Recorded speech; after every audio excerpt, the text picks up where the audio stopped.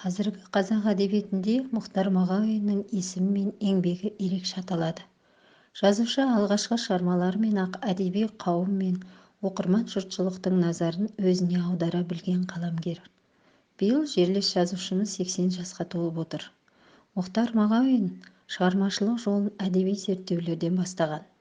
Жазушы қазір Америка құрама штаттарының Роквилл кентінде тұрады. Осыдан 3-4 жыл бұрын 7 жыл бойы жазған Шыңғысхан эпопеясының 4-ші кітабын аяқтап жарыққа шығарды. Қазақ тарихынан сыр шертетін өзгеше туынды ол Аласапыран романы.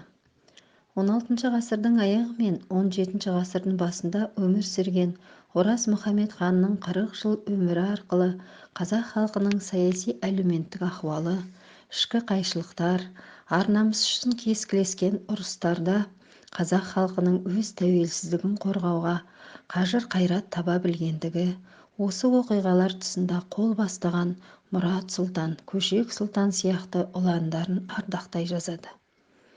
Ораз Мұхамед өз басы сансыз дағдарысқа ұшырап, адалдығы опасыздыққа ұшырап, қулығы зиянға, жігері құмға айналатындай күй кешеді.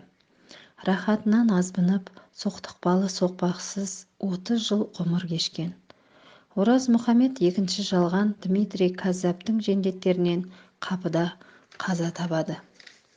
Өмірдің ащы шындығын қаламымен жеткізген халық жазушысы заманымыздың дара да дана тұлғасы.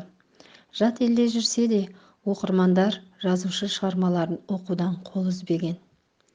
Құрметті оқырман қауым, жыл сайын сәуір айында дәстүрлі түрде аталып өтетін кітап апталығы аясында таңдалып алынған жазушы Мұхтар Мағауиннің шығармаларын бірге оқуға шақырамыз.